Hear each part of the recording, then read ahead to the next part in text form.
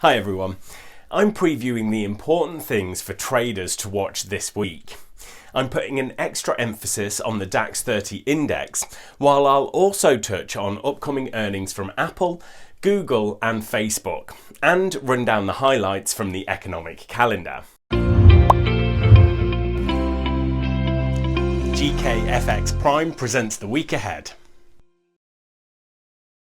Since we're talking about the stock market in Germany, it reminds me of a great German proverb.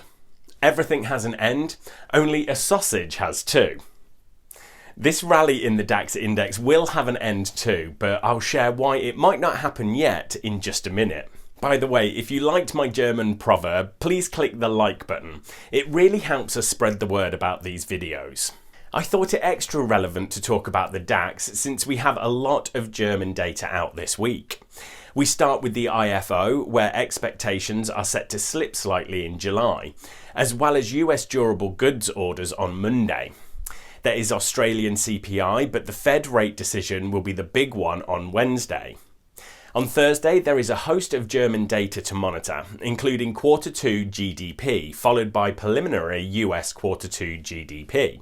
Finally, we round out the week with China PMIs, German retail sales, and Eurozone Q2 GDP. Why the interest in the DAX, Rich, I hear you ask? Well, for me, there are three things that are really interesting here. One, the DAX just turned positive for 2020. Two, the €750 billion EU recovery fund was just agreed. And three, some big investors are calling for a rotation into Europe from the United States. So let's take those in order. The DAX was down 38% in March. Now it is positive for the year and within 5% of an all-time high. That's the fastest recovery ever. So some are saying we've come too far too fast. But I think what it really shows us is that there is still very strong demand for owning high quality companies. To me, that demand makes sense even with the pandemic, because negative interest rates in Europe make it unattractive to keep your money in a savings account. From an investing standpoint, the joint issuance of debt in Europe spreads the risk between member countries. The argument goes that overseas capital is now more likely to invest in Europe because strong economies like Germany are in effect bailing out weaker economies like Greece. So the DAX index should benefit since it has some of Europe's largest, most stable companies to invest in.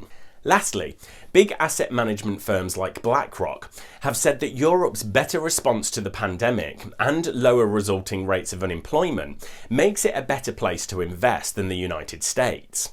So they predict investors will rotate from the United States into Europe. Now, before I sign off for today, mark in your calendar that Facebook reports Q2 earnings after the bell on Wednesday, and Apple and Amazon post their Q2 results after the close on Thursday. Right, thanks everyone, best of luck trading, and make sure to subscribe to our channel so you don't miss the next video.